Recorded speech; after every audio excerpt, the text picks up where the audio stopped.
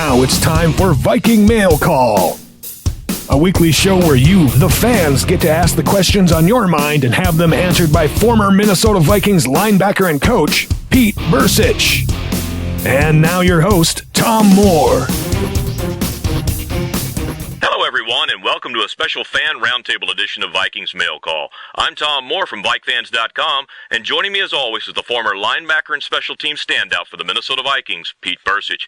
Hey, Pete, tonight we're joined by a slew of NFL fans who want to ask you about all things Vikings, as well as a question or two about your playing career, so I sure hope that you studied your playbook last night. Yeah. Well, there's just so much going on. Free agency's has started off with a bang. Apparently, teams are eager to spend the added cap space that they all of a sudden have, and it's been an interesting week, for football. So this is perfect timing. Before we turn the show over to the fans, I want to ask you about the opening of the free agency period. And, bucking the trend of the last decade since we've seen free agency there's been a lot of big-name NFL players who have been traded in the last 48 hours. A couple others have been rumored, like Drew Brees out there. And I wondered, are you surprised by any of those trades or the fact that the Vikings haven't made any big splashes in free agency yet? The Vikings not doing anything free agent-wise is, to me, it's not that surprising, only because everything that we have heard, out of the Vikings camp, from Spielman, from ownership, has been you build a successful franchise by drafting well and developing your own talent, not necessarily going out on the streets and bringing it in. And, it's interesting to look at probably the most successful franchise that we've seen in the last decade or so in the New England Patriots, and how they kind of do the same thing. But they'll bring in a big-name veteran who maybe is on his way out here and there, or a guy that's on the wrong side of a contract, a guy like a Percy Harvin, where finally somebody gets to sign a guy that talented for probably very little money, and that way if Percy messes up, they can cut him loose and not break the bank. So it's not something that the Vikings take lightly, and the fact that they're not doing a whole lot does not really surprise me. I think this team wants to go, the way of re-signing the people that they have, if they have free agents, which they've done, letting maybe a guy or two go. But our track record for signing free agents has not been all that great since Coach Green left. Coach Green was like, he would resurrect careers more than anybody had ever seen. We'd bring guys in that were on their way out. Your Randall Cunninghams, people like that, and they'd always come in. And Leroy Horde. Look how many guys under Denny got a second chance and performed well. So I think it's a spice that you add. You add some free agents here or there at key times, but again, you don't build a program with them. Yeah, what's going on with Chip Kelly? He's treating it like a game show, this whole process.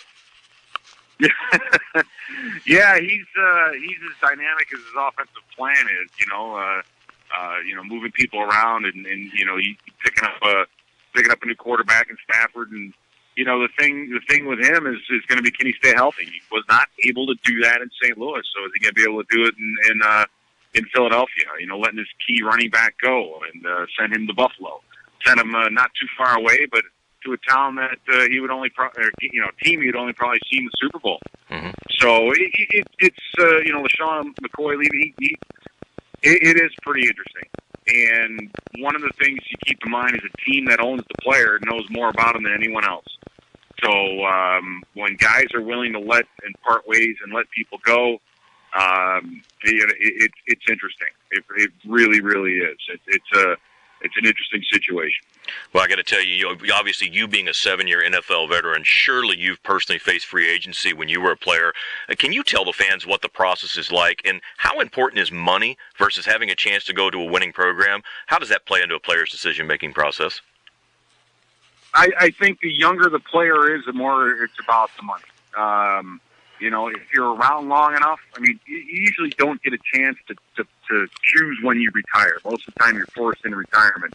But on a rare occasion, like a Kevin Williams, a guy who's been around the league, getting close to 10 years, you may be able to sign that last contract where you get another year or two. And, for guys like that, then winning is very important. As a young player, you just want to play. Once you start hitting the middle years of your career, you're interested in making money. You're interested in getting all that you can, and then toward the end, you get interested in leaving a legacy, winning. And so, for your first tier, the first go around for some of these free agents, your fifth year in the league, those kind of guys, fourth year in the league, it's about the money. And it's just a matter of how much of a hometown discount are you willing to give the team that you're with, to pick up and move and to go to a new staff and, have to prove yourself kind of all over again. Those are all things that have a dollar amount or a dollar value. And depending on the person, that could be nothing. Some guys may want out of their situation, but for some guys, it means a lot to stick around. And I think when you see Adrian Peterson in New York, I guarantee you that's what some of the ownership was talking about, leaving a legacy in Minnesota, finishing your days in Minnesota, trying to get him to buy into that hometown and buy into that discount. Well, you mentioned Adrian Peterson, and before I turn it over to the fans, the biggest news in Minnesota is that story that is yet to break. And since we last spoke, Mike Zimmer and Rick Spielman, they went down to Houston to see Adrian Peterson. And then, as you mentioned yesterday, Peterson went to New York to see owner Ziggy Wilf. So, everything's a guess and conjecture at this point. But why would you think Adrian went to New York to see Ziggy? And from what you've seen and heard at this point, what's the likely end result here for Peterson? Well, the likely end result, it's still up in the air. But I think it's good for those of us who like to see him come back. He's met with Zimmer, a guy that he openly respects. Well, was the whole reason why he wanted to meet with Zimmer in the first place. That says a lot, I think, about who we have as head coach and whether or not you have the right guy. I think we do. His going out and to speak in ownership. I'm just glad that he did it personally in a one-on-one type way. I think, his management team has mishandled a lot of this. That's my opinion. A lot of this has been made public. It's an ugly process. Free agency is an ugly process. Negotiations are an ugly process. And to have so much of this drug out into the public and drawn out into the public that's not used to it or hasn't seen the dark side of it, I just don't think it leaves more of a stain on his team and on his side than it does, I think, on the Vikings. Yeah. Well, Pete, as we get ready to turn over, how many times during free agency did an owner actually send the jet for you to pick you up and wine and dine you for free agency? Well, that would be one more time than jumping on a private jet myself, actually, and going somewhere. But no, it never happened. I was low priority. I was thought of maybe in July, right before camp started. I had to do the wooing. I had to do the selling. They didn't have to sell me in anything. I was the one trying to sell them on me. So a little different world for someone like me. Sure, you were willing to serve the drinks on the plane. Exactly. Okay, well, Pete, enough of the questions for me. It's time for fans to pick your brain. Are you ready to go? Yeah, let's go. All right, our first guest tonight is Greg from St. Petersburg, Florida. Greg, Pete's all yours. Hey, Pete, thanks for joining us tonight. I really appreciate you taking the time out of your schedule to talk with all of us. My question, my question is simply this: to be the man, you have to beat the man, and right now, the man of the division is Green Bay, and they're probably still a class of the NFC along with Seattle. So, with that being said, how do we go about closing the gap with Green Bay via free agency and the draft? Well, first of all, you used a phrase that Ric Flair used, so this is going to be my favorite question of the night, no question. To allude to something that the greatest athlete in the world had once said. Woo! You take a look at Aaron Rodgers' numbers against the Minnesota Vikings. We held him to under 200 yards passing the last time we played him. That is how you beat Green Bay. And what we didn't have and what we didn't do was stop the running game. And there's a reason for it, because we went in that game to stop the pass. I mean, you went into it making sure that Aaron Rodgers and Cobb and the rest of that group did not beat you. And if they could do it with the running back, then so be it. They're going to do it with the running back. And for Green Bay, they did. I think in that respect, if you can get some guys in the front, and I'm talking about just Green Bay only now. If you can get some more depth at DB, maybe a safety and come up with a big player too. But to have a linebacker and some D linemen where you can play a 7-man box and not let a team like Green Bay run for almost 200 yards against you. If you can do that, then I think you can really slow that team down and find a way to beat them. I mean, I think if you look at Zimmer and even with Cincinnati and how he performed against Green Bay, he knows the plan. He knows how to get after him a little bit and how to slow Rodgers down. The question is, can we slow down the running game enough? And I think that the defense played very, very well both times against Green Bay. Our offense, the first game in Green Bay, was led by Ponder. It did not perform very well.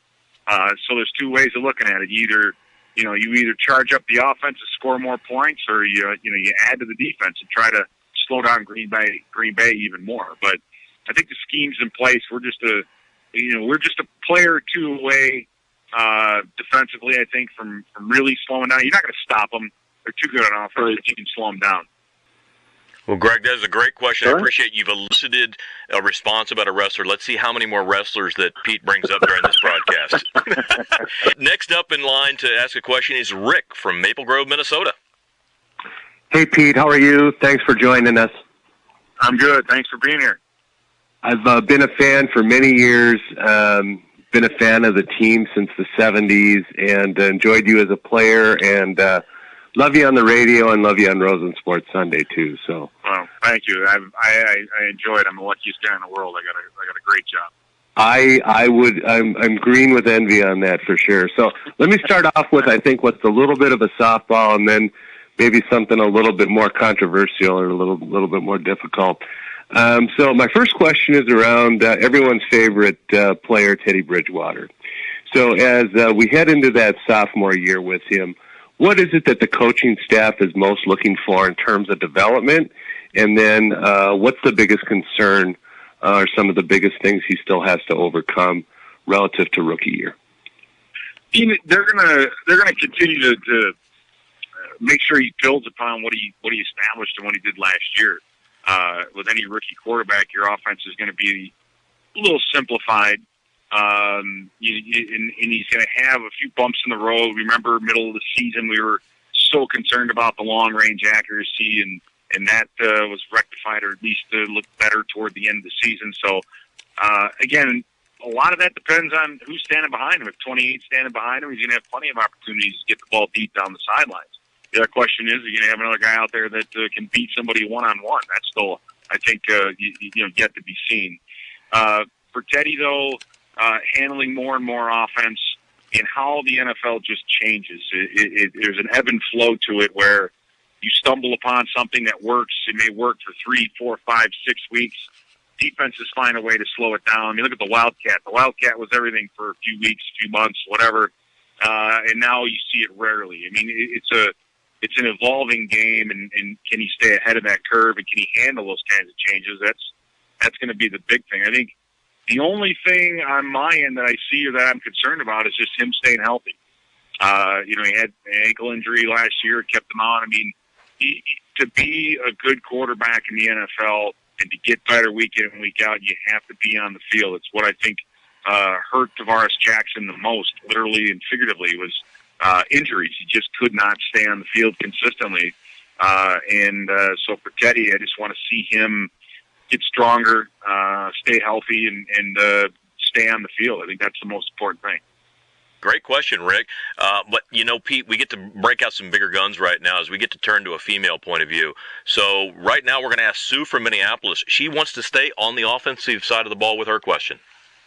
Hi, Pete. I just wanted to tell you that I'm awesome. And I just wanted to tell you I absolutely love Mail Call. It's one of my favorite segments on the site. But my question, you're very welcome. But my question for you is about Cordero Patterson. Now, I know he's kind of been an enigma. First year, he came out guns blazing. And I know part of that is because you didn't have him figured out yet, and part of it was he was just going full off his physical ability.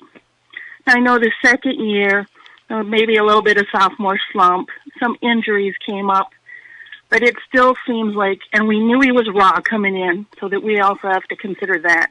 But I'm wondering is, where do you think he's at in his progress or process mentally and physically as far as catapulting to the next level? That's the $1 million question. I think, where he sits and what he's doing means so much to the franchise. It means so much in what they're going to look at in drafting and how this offense is going to be configured. What bothers me, I think, the most with Cordero was just how the end of the season transpired, how he was on the sideline watching Charles Johnson catch touchdowns while he wasn't even out there. Now, I played with plenty of guys who, if that were the case, would be like caged animals. They would be irate. They would not be okay with the situation. They would want to do and would do anything to get on the field and be that guy catching passes from Teddy Bridgewater, not letting in a guy who was plucked off a practice squad in December go out there and catch touchdowns. Nothing against Charles Johnson. He did a great job. I'm talking about like with Cordero Patterson. It's up to Cordero to turn this thing around. Can it be done and can he do it? Absolutely. Does he have the athletic ability to do it? Absolutely. And a lot of times it's these guys with all this ability that mentally, if things have come so easy, they almost hamstring themselves in a lot of ways because the game doesn't get harder physically, it gets harder mentally. And if they can't flip that switch and turn it around, they can get left behind. And for Cordero, as much as a coach and as much as a franchise wants to reach out to your investment, you got a guy here who you're confident in, you bought in, you traded up to get him in the first round. As much as you want to reach out and help this kid get better, you have to let him do it himself. I mean, you really do. You don't bring him in and introduce him to people. It should be Cordero Patterson that's there every morning talking with the weight coaches. What do I got to do to get better? Meeting with Coach Stewart, the wide receiver coach, whenever he can to get better. It's on him. It's all on him to take it to the next level. And it's going to be very interesting to see if he can turn it around and if he wants to turn it around. Again, the coaches in the front office can only do so much. It's got to fall on his shoulders. And it does frustrate me quite a bit to see a guy with that much talent. Not that he's not taking the game seriously enough, but I don't know if he understands where he is in the grand scheme of things and the opportunity that he has. And, opportunities like this don't come by often. And just to kind of sit back and let things play out the way they did at the end of last year, it concerns me. But hopefully he's had the wake-up call. He grows up, matures a little bit, and he comes in ready to go. And if he does, then sky's the limit. Thanks, Sue. We appreciate the question. Well, Pete, you're going to love this next one. It's actually warmer today in the Twin Cities where you are than where our next guest is, and that's Matthew from Folsom, California. Matthew, what's your question for Pete? First and foremost, I'd like to say hi, Pete, and thank you for sharing your experiences and insight from a player's perspective. No, thank you. Thanks for listening. All right, my question is, if Adrian Peterson doesn't return to the Vikings, do you feel Jerick McKinnon can be the primary running back and handle the workload? From a talent standpoint, I think so. I think Jerick McKinnon gives you, he had around, I believe, a 5-yard average this year, so he gives you a little bit of explosiveness. My concern would be, can he take the physical pounding? Can he take, 24, 26 carries a game? He injured his back, I believe, and didn't finish the season. This year as a rookie, he's going to get a year older, a year stronger, hopefully a year wiser. I thought he did a lot of really good things. It took him a while to get going now. I mean, there's a couple weeks in there that he didn't play much and didn't show up much, but once he got his legs underneath him, he started doing some great things. He's a good change-up to Asiata, who's going to be back. But is he going to strike fear in a defense? Is he going to be a guy that defensive coordinators are going to stay up late trying to stop? No, not yet. I don't think so. Can he be that guy? we'll see. Stranger things have happened. I mean, you look at the running backs in this league and where they come from, and how one year they're great and one year they just disappear. I mean, it is pretty amazing. But again, the talent is there. It's just a matter of can he keep himself healthy? Jerick McKinnon's another big question, and that question's going to get amplified if Adrian Peterson does not come back. I appreciate the question, Matthew, and make sure you put another log in the fire out there in California.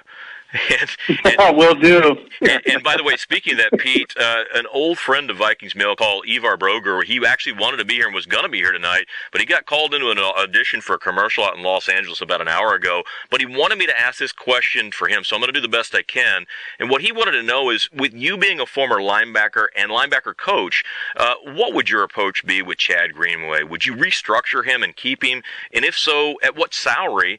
Or would you just cut him? And if he stays, what do you see his role as? Wow, that's that number. I don't want to sit here and put a value on him. That's why Bercich gets paid a lot more money than I do, because that's his job to put a value on somebody from a dollar standpoint. I think for Chad Greenway, the main thing, and listening to Chad do some interviews and with Paul Allen and some other people, I think as long as Chad understands his role with the team and decides to come back at a price that he's happy with, then love to have him back. I mean, he's going to have to face up to the fact that he's not going to maybe be an every down linebacker. He may not be able to be out there all the plays, maybe only 50 or 60% of the time.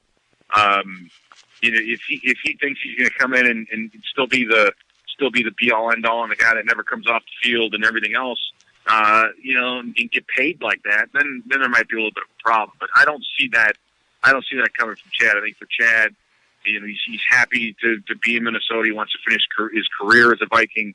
Again, now we're talking about a veteran player with that legacy. So, Chad would be a perfect candidate for a guy that would maybe go to a team that has a great shot at, let's say, winning the Super Bowl. But I think Chad's smart enough to know that in this league, in this game, it's not like basketball, it's not like baseball. The odds are all over the place. You just never know.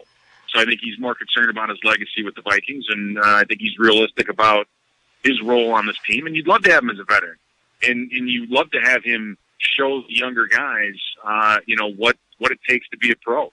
How much do you need to know? Yep. So having a veteran presence like that is fantastic as a coach, because then now you have almost another coach in the room. So Greenway's been a tremendous asset with his team since he showed up, and as he's getting longer in the tooth, productivity might slow down a little bit. I think if they just be smart with him and not have him on the field 24/7, he'll still be very productive and a big contributor, especially on third downs and passing situations. I would see him as being a tremendous contributor. Sounds good. Well, we're going to move back to Minnesota now, where a man known as Lockstar is up to ask you a question. Pete, this is the guy whose voice you hear every week on your intro of your Vikings Mail Call show. He's Al from Rochester, Minnesota. Al, go ahead with your question. Hey, Pete, glad to finally talk to you, man. That's great. Yeah. Great to hear you. Great, obligatory, fan interjection here. Loved your playing days, loved everything you did for this organization, and I'm just a huge fan. So it's awesome to hear you every week. I'm glad you can do this. But, one of the things that sticks out to me is when I listen to your show every week, I'm struck by the amazing camaraderie that you and the team had back in those days. I hear the Mike Morris stories. I hear all the stories from all the O-linemen and all that stuff. I hear that, but it's not something we hear about today. We don't hear about that kind of camaraderie. And it might be even really non-existent. I'm not sure if the NFL has changed or what. Do you think that kind of team attitude can occur under our current leadership, or if not, what steps can be taken to foment that? That's a very interesting question, and it's a great one. Tom and I have been trying to get I'm trying to get Dennis Green or Denny Green on to talk with him, and to be honest with you, that question there is the one thing I've been dying to ask him, because even the wives of the players they still keep in touch, and they all remember each other and all the different, and all. There was no question, there was a camaraderie, and some of it I think had to do with the fact that football I think back then was just a little tougher, and by that I mean camp was more like a camp, so that kind of brings guys together. Then he would always make a guy have a roommate. You couldn't, you didn't have a room by yourself. When you traveled on the road or the night before a game, you always had a roommate. So you notice some of these stories come out, especially Leroy Horde talking about Harold Morrow and what he'd say the night before a game, and that was a design by Denny to make sure that guys slept with a partner, with somebody else that he chose. By the way, you didn't get to choose the person that was in your roommate or your roommate camp or during the season. He picked them. So he had a way, and I think I look back, and once you made that team, I don't know if anybody got cut for not being a good enough player. What you got cut for was showing up late and for not fitting in or being a problem, fighting or things like that. He never went in the locker room. I only saw him in the locker room twice in I think 7 years, and both of them occurred after fights. He knew the locker room was for the players and it was their area, but he's very mindful of the people that he put into the mix. He did not want a person that would go in there and destroy what was going on. And he built a group of guys that really stuck together. And to this day, we all still stay in touch and stay together, so to speak. But the memories, you wouldn't trade them for anything. And I think once it's all said and done, and you get far enough away, the money goes, everything else goes. But those memories are always there. But that group, we all definitely respected each other, had a lot of fun, and again, the genius of Denny Green. And I do mean genius, because as a coach, I've thought about this over and over again. Just how do you put a group of men, some with humongous egos, in a room together and make them get along, make these guys work together for a common goal? I mean, how do you do that? It is so hard, especially with some of the ones that you pay a ton of money to, and you can't just get rid of them. You can't just cut them. I mean, how do you balance all that? It's an amazing job that he did, and it's something that I wish I could have figured out. And again, it's the one question that I'm dying to ask him. But you're absolutely right. There was a chemistry there that was rarely seen. And to Al's point, Pete, you're around the locker room today. Is there that camaraderie to a degree? The only time I'm in or around that locker room is when there are other people, reporters or other people in there. So you don't get to see what really goes on. You can kind of talk about it a little bit, but not really. You don't really know. Is it like it was back then? Guys have changed, players have changed, a lot of things have changed. When I got into the league, it was really just the beginning of free agency. I mean, you still had, guys that were tethered to teams for a very, very long time. So they knew everyone. They had been around forever. So, definitely a different time.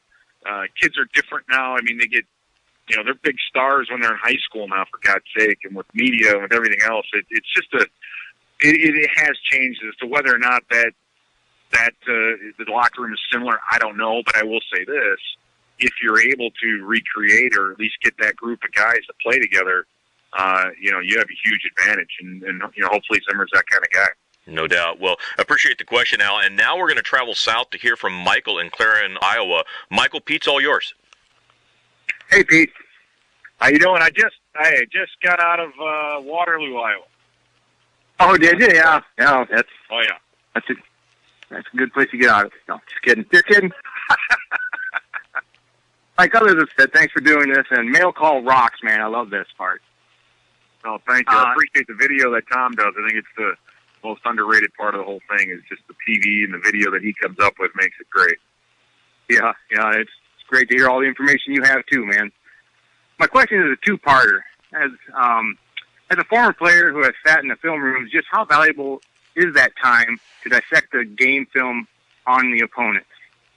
And then I'd like to know what you think about Teddy's performance. Do you think he will continue to rise, or will he struggle with a whole off season for those other teams to study his films and exploit his weaknesses? Well, no, not more. Great questions. I think one of the things for sure is the ability to watch film, and the time spent watching film is essential. Mainly because you just can't be on the practice field all day long, every day. You just can't physically do it. And the other thing is that guys all learn differently. Now, the stereotype of a football player is what? Kind of a big dumb animal, no question about it. But it's a different kind of intelligence. It's a street smart. I've seen a lot of guys that went to Stanford that played in the league, and it's paralysis by analysis. They think too much. And the challenge of a coach is to be able to explain or figure out a team or understand a team, and then be able to convey it in a way that the players will understand it, but not just when they're sitting there watching film. They have to understand it when it's the fourth quarter and they're dead tired and they've been hitting the head 6 or 7 times and they feel like they're going to puke. And when they see a certain offensive formation or a tight end off the line motion away from an offset back to the other side, that you're going to get dashed. Or when you see the running back and the center step to the exact same side, you're going to get a draw or a screen. I mean, there's all these little things, and any coach can sit on a chalkboard and find a way to beat another team. There's a weakness to everything. There's a way to defeat almost everything that's out there. The genius comes in being able to do enough and doing the right things, and then conveying that to your players, and then getting those guys to execute it. You can go into a game with 65 different defenses where you barely got a chance to call each one time. You know what I mean? So how do you pare that down so you have just a handful of things that work, and when they work, they're well timed and they're executed well. When you see a blitz and a guy free to the quarterback, it's an amazing accomplishment, because the coach spent all his time diagramming protections, figuring out when teams and the formations and when they use them from a down and distance standpoint. And by the way, not only knowing all that, but then calling it at the exact right time when they're going to get it. And then the players all have to execute the thing perfectly just to get one guy free to the quarterback. It's an amazing thing. It's a process. But that's the biggest challenge. And players that can pick up stuff and see things on their own, that's when they get better. They watch film, they try to pick up on tendencies, they try to find certain things, because when they find it themselves, they own it, and they rarely forget the tendencies that they pick up. So in the maturation process, that's kind of what you do. That's kind of how you want to get these guys going to own their own systems and own their own defense and how they perform. I mean, it's Corey Chavis was one of the best. He would teach these young guys how to watch film and what to look for, and he prided himself on how smart he was. And, oh, by the way, when you do that, you have to prove it every single week, because this is a prove-it league. So it's essential, street smart, not book smart. The other thing, you ask about Teddy, and again, I think he has what you need. He has that ability to improve in the course of the game, which is a big deal. You can't wait weeks in this league to improve. I think Teddy does it very, very, very quickly. It's just how fast can he take it to that next level? Because every small incremental step that you take to get better requires more and more and more and more work. And he's going to have to keep himself on the field. But I really do think we got somebody special, and I really do think he's going to do well. Thanks. Appreciate the question, Michael. And Pete, our next guest is a man who recently became a dad. He's Kyle from Cottage Grove, Minnesota. Kyle, go ahead. Congratulations. Thank you very much. I appreciate it. Thank you for having me on the show as well. So I thought about what question to ask you, and that's a nose one, what your favorite Green Jello song is, or a quote from a former player that I've been curious about for a long time. And as much as I really want to know what your favorite Green Jello song is, I'll use my question to fill my curiosity. So I've heard a quote from Chris Carter years ago, and he said something along the lines of, if fans really knew what happened behind the scenes with teams, they would not like the NFL as much. And I've always wondered what he meant by this. Did he mean something along the lines of players or coaches' attitudes, steroids and drugs, the nasty business side of sports? Do you have any insight on that you could share with us? To speak directly to what he was talking about, I don't know. Is there an ugly side to this game? Absolutely. It's a very competitive game. There's a lot of money at stake. There are temptations to cheat. People cheat, and there's a lot of different ways of cheating now. It's not just, like the Bill Belichick way of maybe deflating footballs. I'm talking about performance-enhancing drugs, and you're talking about cortisones and all these kinds of things that you can do, that teams can do to keep players on the field. Those things all come back to haunt you, and you can only get so much out of your body, and you're gonna have to pay a price for that. Someday. Some of the things that he's talking about is you're dealing with human beings. You're dealing with these guys that in a lot of ways are different. They're broken. They're nuts. They're crazy. Never met a good linebacker that wasn't half nuts. And a lot of times this stuff carries over into their personal lives and off the field. And a lot of times things happen that no one hears about, but the players know and they hear about it. And one of the other things is when you're in a locker room. And depending on these guys, you can't fool them. You are who you are, and you kind of drop. And you go to work every day, and you don't tell people what you're thinking because you know that would be counterproductive, and that's not going to help. Well, when you're in the NFL, you by all means step up and tell people what you think. If you don't like them, it's a completely different atmosphere. Part of it is the bravado of the whole thing, where. This is our world. This is our locker room. We do what we do, and we don't really care what everybody else thinks. And I think for Chris, it's kind of bridging the gap between, trying to be real, if you will, about would a normal person kind of understand and accept what's going on. And I think I kind of agree with him. I think a lot of people would not accept, what goes on in the locker room and the attitudes that these guys have, but. Do I think it's necessary? In a lot of ways, yes. I don't think you can grab a bunch of normal people and stick them out on the field. I don't care how much you pay them. And, have them repeatedly go out and do what a lot of these guys did. Yeah, I got to tell you, Pete, I've never actually had my suit frozen and hung back in my office or my locker. No, because you'd fire somebody. Right? You're right. Yeah. You'd fire somebody. It's just, it is, it's a different world. You know what I mean? And I don't know. It's you love it. There's no ranking. Everybody's kind of the same. There's a bit of a pecking order that does get established. It's Lord of the Flies in a lot of ways. Lord of the Flies is probably one way of looking at it. Well, we got time for just a couple more questions, so we're going to move over to Randy Moss country, where Cliff from Fairmont, West Virginia joins us. Cliff, go ahead with your question to Pete. Hey, Pete. Nice. Hey, I have an opportunity to talk to you. My question was relating to some of the young stars that we have rising up in the Vikings right now, in particular, Everson Griffin and Harrison Smith.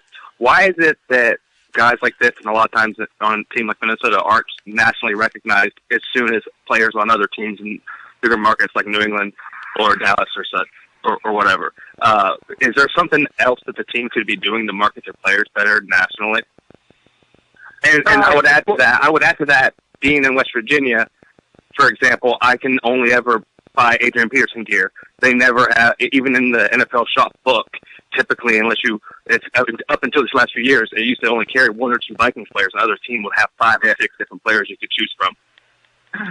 Well, yeah, and I would assume that it's probably the same way with teams like, San Diego Chargers and, some other teams, the Kansas City Chiefs. I mean, you get some of it is geography. Your East Coast teams are going to garner more attention from the media. I mean, ESPN is located on the East Coast. I mean, look, every time the Yankees play the Red Sox, every game's on. You got to win a few Super Bowls to kind of get there. I mean, Green Bay is kind of a team du jour. It epitomizes what the NFL has done right, and that's having a team in a small town, a complete flyover town, and still having them be one of the more popular teams in the league. But trust me, if Green Bay turns in a couple 6-10 seasons and 4-12 seasons, they're going to be forgotten about extremely quickly.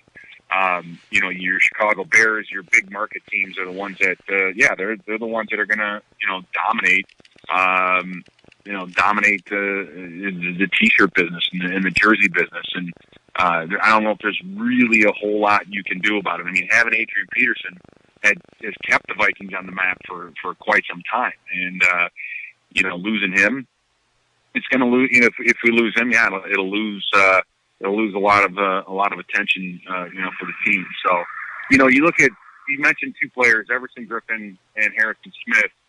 I think they both had good years, and I think they did so for different reasons. You look at what Zimmer did with Everson Griffin. They paid him all that money in the offseason, more than what a lot of people thought he was worth. Not a top tier contract, but a really good one for a guy who, let's face it, hadn't done a whole lot. And everything you heard was that Zimmer had his foot up his ass the whole time. And whatever he did, Everson Griffin responded. Everson Griffin played better and was more productive, not because he's that much better of a player than he was a year ago. Effort. It was effort alone. I saw Everson Griffin put forth effort like I had never seen before out of him. And usually guys do that going into a free agency contract, not in the first year after they get paid. Normally that's the year that they, get an injury or two and kind of just hang out. I mean, Everson Griffin played at a better and a higher level because of the just pure effort, chasing guys down. How many reverses and fake handoffs did you see Everson just chase the guy down going into the flat? I mean, he had a really, really good season. The sack numbers kind of slowed down a little bit toward the end, but you kind of knew he couldn't keep up that pace. He's not Reggie White. He's not John Randall, but much better season. Now, Harrison Smith, I think, is a guy that's going to benefit from a scheme. He's going to benefit from a coach that knows how to use him, to let him use his brain. And I think the most underrated part of his game is his ability to come down and run support.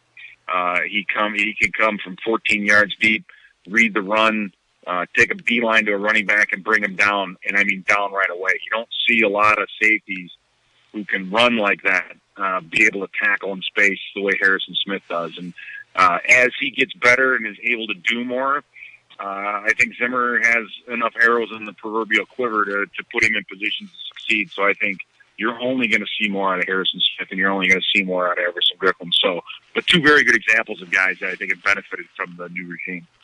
Thanks for the question. And to close out our questioning segment tonight from the fans, we're going to back out to the West Coast, and it's a longtime Viking fan, Mike from Los Angeles. Mike, close us out strong.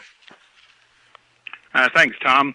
Hey, Pete, as everyone has said already, I want to thank you so much for taking the time to speak with us, man. We really appreciate it. It's really a privilege. Thanks for listening. Listen, I want to switch gears a little bit and take you back to your playing days and the difference between the game now and when you played 15, 20 years ago. And specifically, I'm talking about the rules. I mean, there are so many more rules in place now to protect the offensive players than when you played. I mean, I understand protecting their health, of course. That's the utmost importance. But now it seems you can't breathe on a guy without, drawing a flag. Do you think the rule changes have made the game better? Or do you think it softened the game? Or are they just better in theory than in actual practice? I have asked a number of these guys, my former teammates, that exact same question, or at least a version of it, asking if the game is better today than it was back when they played. And a lot of guys don't think so. And I'm kind of that thought. I think for sure the college game has changed a ton, and for different reasons. But the NFL game absolutely has become a game of athleticism. It's become it's not about physicality as much as it used to be. I mean, still you have to be tough and you have to do all those things and hit and run and all that. But when I played, you could, if a receiver came in between the hashes, you could make him pay for it. And nowadays you can't do that. But keep in mind, it's not the DB who is the bad guy in this. I mean, a lot of times quarterbacks will make a mistake. They think they have man-to-man, but they really have zone. Or a wide receiver might make a mistake the same way. You're taught When you see zone, you run. I mean, when you see man, you run, and when you see zone, you settle. Well, if a guy thinks he's playing, get man-to-man, and he's just running, but it's really zone, the quarterback throws the football. I mean, I hate to say it, but it's his own fault. A lot of times, quarterbacks will hang a guy out to dry. He's getting pressured, and instead of throwing it away, he's just trying to throw a ball up, and the receiver goes up for it, and you make him pay for it. Are there malicious hits? Yeah, no question those are. I think those are pretty obvious. I think that the gray area has become worse. That's why I don't think it's better. I think now, there's so much more of a gray area as to leading with the head, and what kind of, you see it. Guy gets hit hard. It's almost like there's a flag thrown because the guy was hit hard, and you see the replay, and you're like, oh, the DB hit him with the shoulder. It was a completely legal hit. It also takes away physical players and smart players, because back in the day when you could jam a guy at the line of scrimmage, you could use technique and you could use intelligence and physicality to overcome maybe being a step or two slow. Now that the game is so wide open and it's so much like flag football, you got to have guys that are athletes, and they got to be able to run above and beyond everything else. So a great 40 time and looking good in drills means more, because that's kind of what the game has become. It's become, a little bit of flag football in the back end. Now it's good for, the fantasy fans and people that want to see a lot of points scored and a lot of yards caught and everything else. But overall, for the quality of the game, I don't think it's better. Now, you hit that directly in the face when you talk about the health of players. Is it a healthier game today than it was when I played? Absolutely. I think what they're doing for concussions and everything else is going to benefit these guys a ton. We won't know the results of what they've done now for another 20 years as these guys get older. But it's a safer game, no question about it.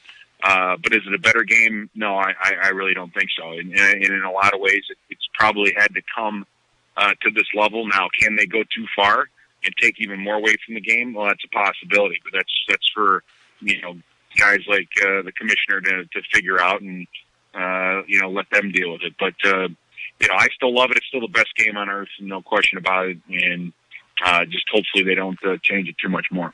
Well, Pete, for the fans and for me here, the thing I miss most about the game is, where else are you going to get a chance to see guys like you and Mike Morris holding hands on a kickoff wedge? You can't do that anymore. No, I mean, the other thing too, and I've said it before, is, and we interviewed John Randall. I mean, how often are you going to find a guy who's an undrafted rookie free agent in any sport make it into the Hall of Fame? And oh, by the way, there are a lot of them in the Hall of Fame. Brad Johnson, look where he was drafted. Chris, I mean, it's just, you just don't see it in other sports, because in basketball it's all about athleticism. In baseball it's hand-eye coordination and those kinds of things. You just don't see it as much in other sports as you do in football, and that's why I still think I coached a guy, Heath Farwell, who went to a Pro Bowl, who was an undrafted free agent, a guy who barely made the team. Gets his first chance and has a couple penalties and, is lucky to get back on the field and later, a couple weeks later. And then when he did, he never looked back. And that's what this league's all about, and that's why I love it.